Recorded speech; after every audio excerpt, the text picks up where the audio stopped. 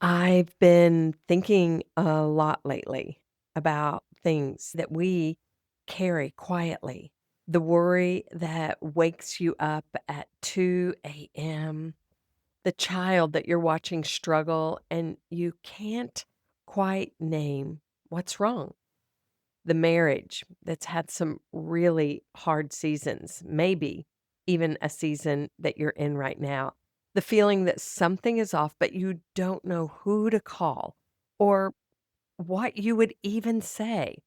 Well, May is National Mental Health Awareness Month.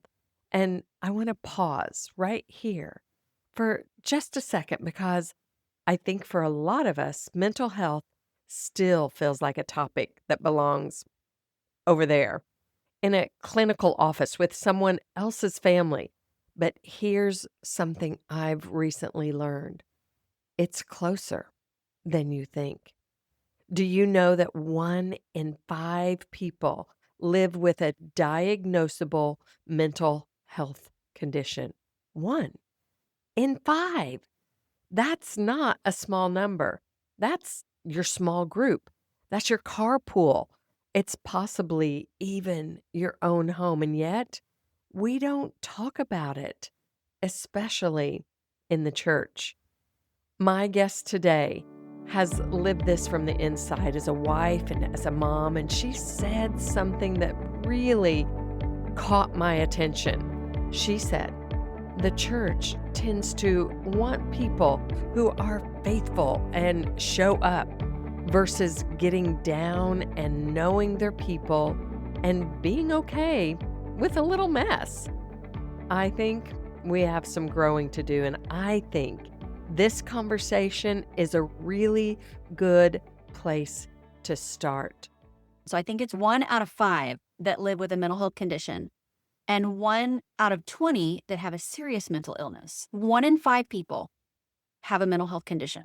Let's just say it's a church of Mhm. 100 people. 20 people out of that church live with a diagnosable mental health condition, which means it affects their behavior. It affects the way they think. It affects the way they perceive life, the way they interact with people, their relationships, their financial decisions. It affects their professional world. So to think that we don't know anybody or that we don't interact with people with mental health conditions is just simply wrong. That's Kelly Jackson, and she's our guest today on Mom to Mom Mentoring. Kelly is the executive director of NAMI Johnson County. That's the National Alliance on Mental Illness. She's also a mom who has walked one of the harder roads. She's going to bring you into her story, and I think you are going to find yourself in it somewhere. Before I bring Kelly in, I want to share a few things that I'd like you to be listening for in today's episode. First, the difference between guilt and grief when your child receives a diagnosis. It's a distinction that just might set something free in you. Second, what it actually looks like to be an expert observer of your child. You don't have to have all the answers, you just have to be paying attention. And third, this is how one mom's daily rhythm has held her through years of crisis, uncertainty, and the kind of hard that doesn't always have a clean ending. This episode is for the mom who's had a quiet feeling that she couldn't name, the one who's wondered if she's the only one, the one who loves someone tenaciously, who sees the world through different eyes and doesn't always know what to do with that. You're not alone, and you are in the right place. Let's get into it. Kelly, we are so glad that you are here with us. And this May is National Mental Health Month. And so it's very timely that you are here. And I want to get into more of your story, but let's pause real quick because tell us what NAMI is. So NAMI is the National Alliance on Mental Illness, NAMI. And it's actually the nation's largest grassroots nonprofit organization for mental health advocacy. So if somebody's listening from a whole different state or city, there's probably a NAMI close to you. And NAMI leads with lived experience, which means that we take a different perspective than a clinician. So somebody that you go see, like a therapist or a psychiatrist for medication or treatment, may not experience some of the things that you experience on an everyday basis. But when you come into a room of people that have taken the same medication you have, that have experienced some of the same systematic issues that you have, that have had the same struggles when it comes to relationships or jobs or finances, it's a completely different perspective because Mhm. it's just like a friend who's gone through it before you. And so we bring evidence-based practices along with this lived experience expertise that just makes this very special community of people who are willing to share about their mental health conditions, but also pursue understanding and empathy with those in their lives that live with mental health conditions. So we do a lot of support groups. We do a lot of classes, a lot of education programs, a lot of working with corporate offices to make sure that they know how to really help their employees with mental health conditions. We work with schools and police officers and justice departments and things like that to really advocate for the voice of those who live with mental health issues. That's why I'm so excited to have you here because we could have doctors on that could tell us clinically, but you have the mother's heart that has actually walked through this. And that's what, when you say the lived experience, but the idea of a mental health organization, that can be unnerving just from the onset. We don't want to think about the fact that our child could have mental health challenges. Can you explain when you talk about this mental health umbrella, what all are you talking about? We look at mental health as a biological condition. So when the brain has a different amount of chemicals or the structure is off, it creates some behaviors and patterns in people that show as behaviors. People think mental health or mental illness, that's a really stigmatized word, as schizophrenia or a bipolar disorder. Those are some really scary diagnoses.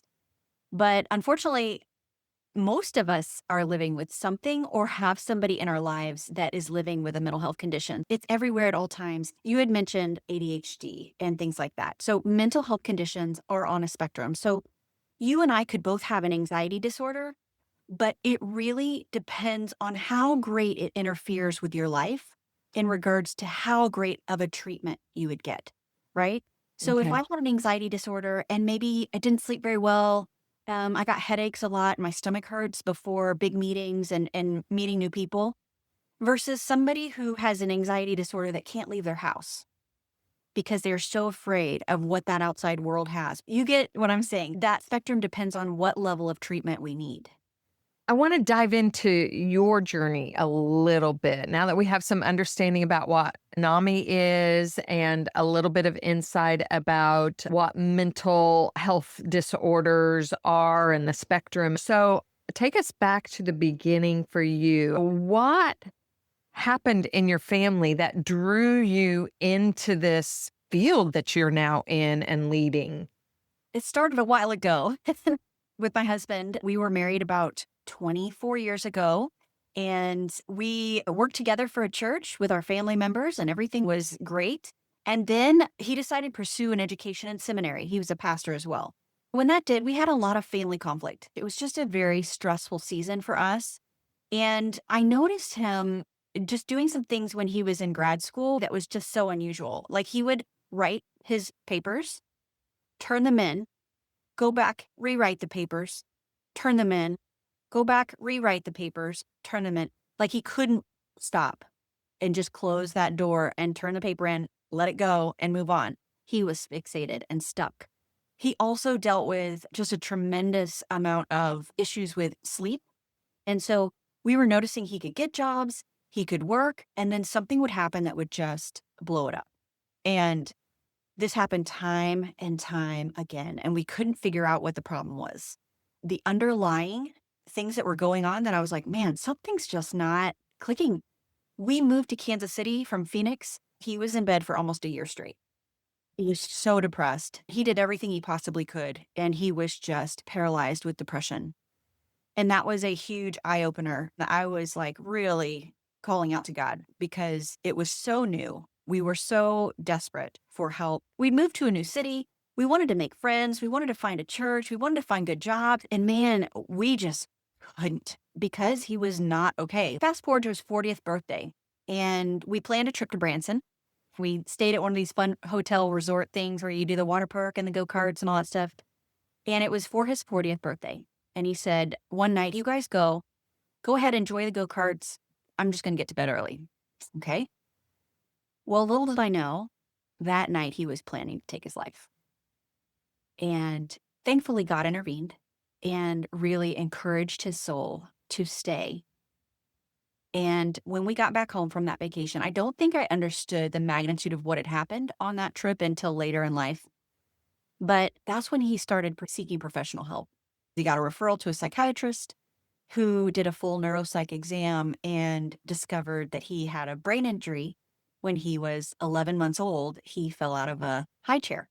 Mind you, this is in the 70s. So he fell out of a high chair, hit the back of his head, and then was crying and went to go get his dad, who was in the bathroom shaving. And he crawled on the toilet and fell off the toilet and hit the back of his head. So basically, two Wow. concussions back to back. And then they put him to bed. He ended up in a coma for 3 days. Brain health or a traumatic brain injury, like a TBI, actually affects mental health later in life. We never connected the dots that there was something that happened when he was really young. That started our journey to really understand what was going on with him. And I had a coworker whose granddaughter suffered for some mental health conditions. And she said, I just took this class from NAMI. It's called Family to Family. And it is like a free class to learn about mental health conditions and how to help your loved one. I'm like, great, I'll sign up. So I signed up for this class. And I walk into this room of 25 people who were in the same level of unique chaos that I was living in. And through those months in that class, I learned how the brain works. I learned how medication works. I learned how treatment works, therapy and different levels of therapy, and how to use your insurance, and how do I communicate in a more gentle way. There was so much. So at that point, my goal was like, I'm going to be a teacher. I want to be a family to family teacher. 2017 is a pretty pivotal year for our family. My daughter fell out of a swing and hit the back of her head. She was 10 years old and had a really bad concussion. That concussion lasted for months. So normally they want the kids to return within 3 days, come back to school, get back to life as usual. The brain kind of heals really quickly when you're going, not with her. She was in a lot of pain, and lights were very sensitive to her. Sound was very sensitive to her. She would get dizzy and nauseous going down an aisle at Target. She couldn't go back to school for months. She had to wear a hat because the lights were so bright. At that point, things changed for her. I was noticing that at night she was having these major meltdowns. So she was diagnosed with a disruptive mood disorder. She's 10 years old, struggling through school, struggling to get through the next year. And then when she turned 11, it was in February, she decided to walk to school. She actually walked away from school and for hours wandered around barefoot in February with no jacket on. A number of people had called the police on her saying there's this young girl with no parent wandering around during a school day and come get her. We had no clue that she had left school. We had no idea. She was super flat, very blank expression, obviously just exhausted and worn out from the whole experience. And I asked her, so what made you run away? And she said, I wanted to do what the voices told me to do. And so that's when we realized she was dealing with psychosis. She was hearing voices. She was seeing things that weren't there. She was really in a different world. That was really scary. Thankfully, the school got involved really quickly and they had her on a 504. And so we were able to have accommodations with school. Half the time, she just needed a break. It was just sensory overload. We started a lot of therapeutic journeys, lots of medication trials, trying to figure out what is the best for her. That was incredibly difficult. When you're dealing with a child with a mental health condition that's pretty extreme, you learn to live in the chaos. So you kind of like rationalize a couple things, but every once in a while, a professional will come along and say, no, like she needs professional treatment, and she needs more treatment than what she's getting. I'm sure you just wanted to give her the freedom and yourself, like, "Oh, this is just normal," Yeah. Like, right? we're just gonna get through each day and make sure she's okay, but really not understanding the big picture of mental health. The goal is to grow our kids so they can advocate for themselves no matter what. And if it's advocating for mental health, she's got to understand herself, her signs and symptoms and her triggers, like lack of sleep or skipping her meds, or she has got to own her treatment as a young adult. And so we've worked towards that with baby steps. You said your goal as a parent is to teach your child to advocate for themselves, not to take care of them and not to do it for them. That had to be a hard thing to come into, didn't it? Because, come on, we're moms. You say it very confidently, but was there a journey to get there? Oh, yeah. Yeah. The first step is really acceptance. And my child's brain works different. My child, like in NAMI, we call it the second hit. So a brain a lot of times has a genetic disposition to develop a mental health condition. So a lot of mental health conditions are genetic. I can look up my family line and see the mood disorders. Rudy can look up his family line and see mood disorders and see other things. And so it's not usually a big shock. It's just more of a embracing it and accepting it. To hear that your child lives with a mood disorder or autism or ADHD or OCD or schizophrenia. I mean, any mental health condition can sometimes feel like a death sentence. Like, is my child going to have any quality of life based on the fact of how she was diagnosed today? It's a very real emotion. And then life goes on, which means we have to take what we've learned and adapt. Like we've learned with my daughter, she's had a number of different diagnoses because she's Mhm. growing up. This world is changing. A lot of circumstances have changed. Medication changes. Therapists change. We appreciate the diagnosis process, but we also have to understand maybe it's not accurate. A lot of therapeutic measures gives you skills and tools so that you can work through the negative side of having a mental health condition. One thing we say at NAMI is you do not have to be an expert at mental health, but you do have to be an expert observer of your loved one because behavioral changes can happen overnight. And a lot of times it's reflected in sleep patterns, eating patterns, spending patterns, work or school performance. You're noticing these things at those early onset Mm. awareness, that's the time to Yeah. just check it out. Yes. And I learned to trust the teachers. They are experts on children and they work with loads of children all day long. So if they see something that is not Oh, with the flow of typical child development or a typical social behavior, I have learned to trust them. Ever since kindergarten, we were getting reports that our daughter was having a really hard time fitting in. She was diagnosed with ADHD really early on, and that was pretty obvious to us. what about guilt? This is your baby that you brought into the world, and you're supposed to be a great mom and make sure everything is okay. So, guilt, is there any of that? So I wouldn't say it's guilt. I would say Okay. it's grief. You're grieving the child you thought you were going to. And so guilt means that I caused it. I did not cause it. It is a Yeah. biological illness that she was predisposed to, and it was God ordained. And I know that is hard to swallow when it causes so much suffering. But we know suffering is just a part of life. And God is with us no matter what the scale of suffering is, He is still with us and we can trust Him and we can walk Mhm. with Him through this. He can Mhm. guide us. And listen, God has guided us. He guides me with medication, He guides me with wisdom. He has brought things to my attention like, go check on her now. She's not okay.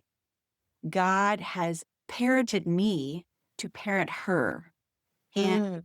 it has been a very unique experience. Like, I feel very connected to my children through this process of just incredible amounts of prayer. I think grief, the better word is I am sad for the things she's experienced. How do we find the right therapist for our child? That feels overwhelming just to say it. I'm gonna just tell you my process. based on age. Okay, so when your child is young, they're under the age of 12 and they're exhibiting some mood swings. Maybe they need to be evaluated for autism, ADHD, something like that. So, step one, call your insurance.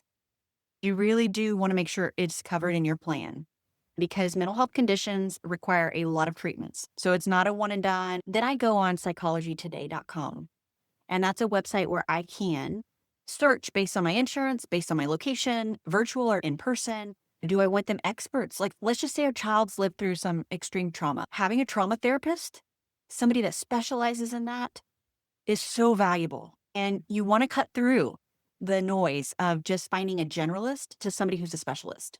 The other thing I do is I bring my child in for a 15-minute meet and greet. And then I leave it up to them. And I say, dear daughter, it's your Mhm. turn to ask some questions. Do you feel like you can talk to her? Do you feel like she's trustworthy? Some people feel, I feel judged. I don't want to open up to them. Let them decide. This is where you're teaching them to advocate, is that this is your choice. In the beginning, when my daughter was going through a lot of this stuff, I saw it as disciplinary. I saw it as rebellion, and I was wrong. I was dead wrong. And there's a lot of times I disciplined her for her mental health. Apologized, but I know it has made a dent and has caused some damage in regards to trust. There are no closed doors when it comes to treatment. You keep searching until you find what works. Kelly, this sounds like you have a real growth mindset, which has been probably to your benefit because you have pursued the answers, you have pursued growing, you've pursued how to parent your children. And thinking back to raising my children, I'm like, yeah, I totally erred on the side of the discipline. That's important to go back in and heal, offer the repentance. But I want to ask you because we talk a lot on this podcast about the mom, Yeah. and moms are very capable, extremely resourceful. You're going to find the answer.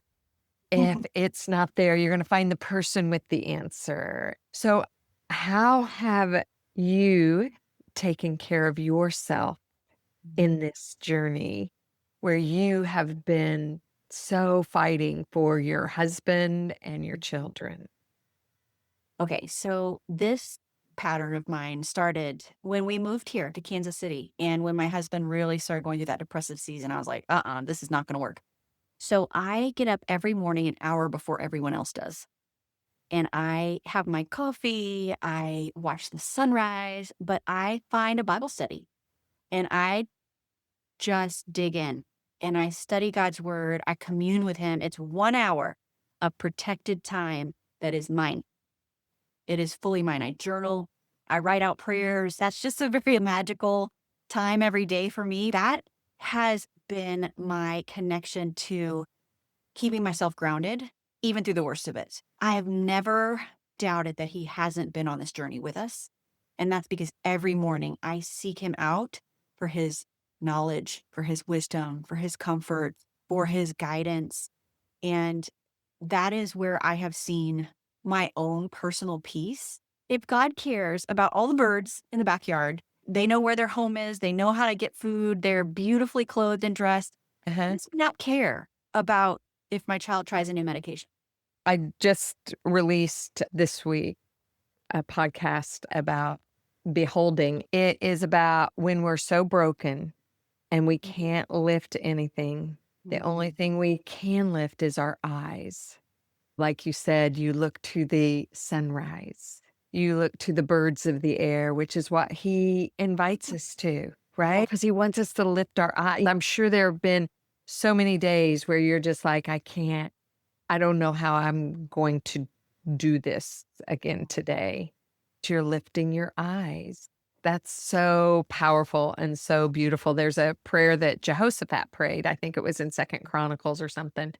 And they're surrounded by the enemy. And he says, we don't know what to do, but our eyes are on you. And so I Yes. just hear that's what you choose to do. And that's how you have maintained your resolve and maintained your ability to get up and stay in the game. What has your daughter's story taught you about who God made her to Yeah. be? That has been an interesting lesson in acceptance. And I say that because she sees the world through different eyes and she has experienced the world through different eyes. I had mentioned before about the thought processes of someone who's severely depressed. It's hard to say God is good because all they see around them is darkness.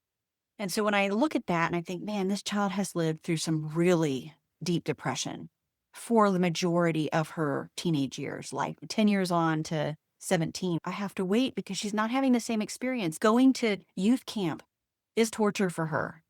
The loudness, the volume, the lights, the people, having to meet so many people all at once is so intimidating. That is Mm, torture to her. mm, So typical journey of what we think a teenager's salvation story looks like. And I'm like, not for those with a mental health condition, in my opinion. It's been a release to ask God to take her on her own journey and draw her to himself and reveal himself in a very personal way to her. And that is not something I can control. that's a deep place of trust that we all need to be with our kids, that I think he invites us to let him be God. I think I have heard whispers of you desiring the church to be a part of this conversation. You've used the example of the church and our expectations, what we think it should look like. Well, why is your child not in youth group? But if a mom is sitting in a congregation that isn't talking about mental health and she's struggling, how would you encourage her? For me, it was really hard to start getting help outside the church. Because you want the church to be the one. And I want it to be filtered with the word and I want it to be faith. But I find many believers just seeking answers and support and understanding and feeling seen. Now, here's the interesting thing. When my husband really started his treatment journey and really got a good grasp of what he was dealing with and how to get better, I was a minister at a church at that time. And they oftentimes would say, how come he can't fill in the blank? How come he's not here? So there was just kind of this like, I don't know, maybe a disapproval or disappointment with who he was as a minister's husband. And then we decided to do a lunch and learn for the church. We had my husband and another speaker come and share what life was like living with bipolar disorder, share what their faith was like living with bipolar disorder, share what it was like being in crisis, what it was like going through recovery, what it was like medication, all the things.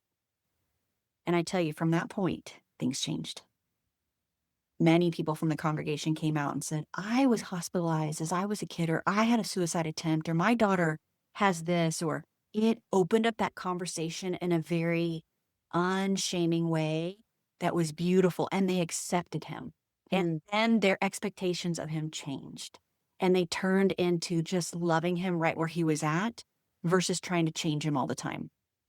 I believe people who've lived with mental health conditions, they're aware that they may not be fitting in or that they may Mhm. not be getting the relational benefit out of some groups.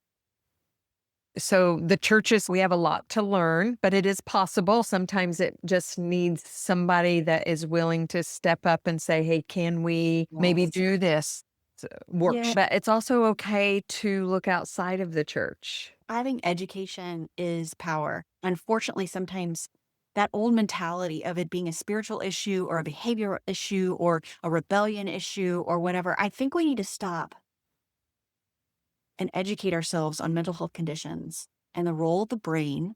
For a brain to have a lack of chemicals or a structural issue or even trauma changes the brain. I think church leadership may lead more on we want people who are faithful, we want people to show up versus let's get down and know our people and be okay with a little mess because it can get really messy.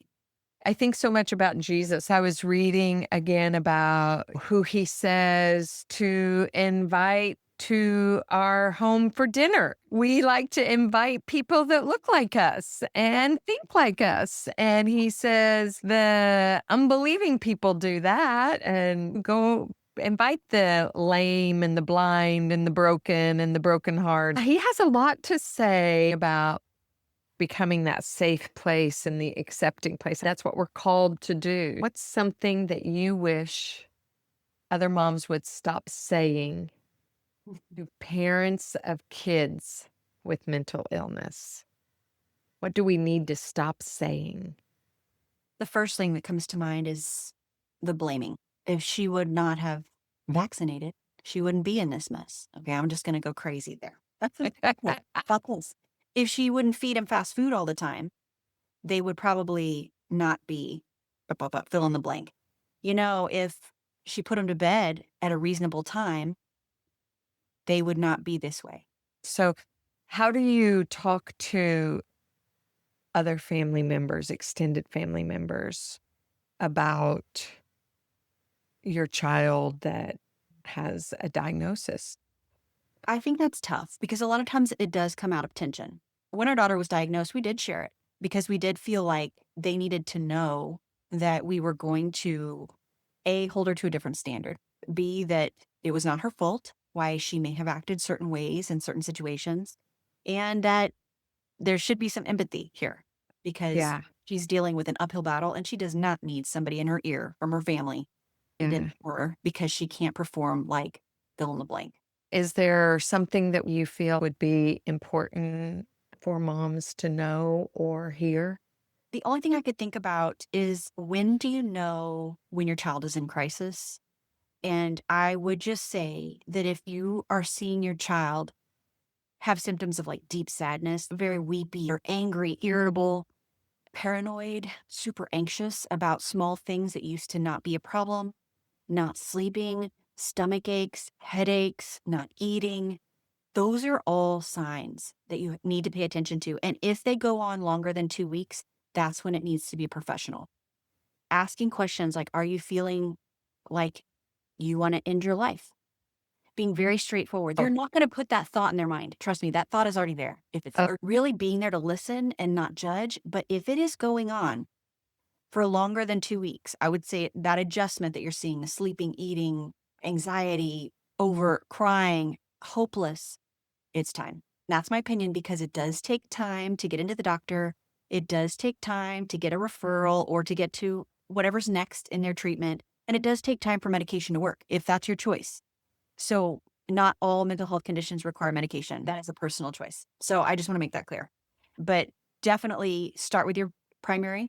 There's a lot of physical illnesses that mimic mental health conditions. There's a lot of things that your primary physician is going to be able to weed out, and then you will go to the next step. Another thing is sleep. Sleep quality is so huge. So I recommend sleep apnea tests. If somebody wants to search for NAMI, because there's so much great resources that NAMI can provide, and even if I wouldn't have a NAMI in my area, are there virtual classes? I would go to NAMI.org and find your local affiliate. They're going to be experts on the local resources. They're going to know people and help navigate mental health treatment in your area. But it's really great to be able to go to a NAMI affiliate that understands the local resources that can help if you are uninsured or underinsured or need help with medication. They also have a class called Basics. It is a 6-week on-demand class. It will go through the same things I talked about. It's fantastic and it's free. This is what NAMI does. And there is an online tool that you can Google. It will ask you a ton of questions on your child's age, gender, all the things, and then behaviors, and give you a starting point for what the doctors might be looking for if they were to see him or her. Also, if you're an adult or a teenager, you can go to Mental Health of America and they have got free mental health screenings right there. So you get an immediate result, immediate next steps for the treatment and what to ask for when you go to the doctor. Now, are those pretty accurate? What about these mental health tests? Tell me, are they? I think there's been like 24 million people that have gone through this. It is well researched. And like I said, there is nothing that compares to a diagnosis from a doctor, from a trained professional. But if you are not sure if what maybe you're living with is on clinical grade or not, this is a great way just to get an idea. Kelly, thank you. Thank you for the way that you hold your story with so much grace and so much hope. I know that there is a mom listening right now who needed every word of this. I want to pull out three things I hope that you're taking with you today. The first one is this: it's not guilt, it's grief. If you've ever blamed yourself for your child's diagnosis, for your husband's struggle, for the way your family looks different than you planned, Kelly named something really important today. Guilt says, I caused it. Grief says, I'm mourning what I'd hoped for. Those are not the same things. And you are allowed, even encouraged, to grieve. I have a terrific podcast episode. It's episode number 22. There is such a thing as good grief. It is an interview with my dear friend and Christian trauma coach, Lori Gadu. The second thing that I want you to take away is you don't have to be an expert at mental health. You do have to be an expert observer of your person. Watch the sleep, watch the eating, watch the way that they move through their days. The behavioral changes, they can happen overnight. And the people who love them the most are usually the first ones to notice. The third thing, and this is the one that has stayed with me since we recorded this episode. God has parented Kelly to parent her daughter. That image of God the Father and how he not only cares for us, but he wants to parent us as we parent our children. He is not a hands off in the hard. He is with you in the medication, in the trials, in the school calls, in the 2 a.m. moments.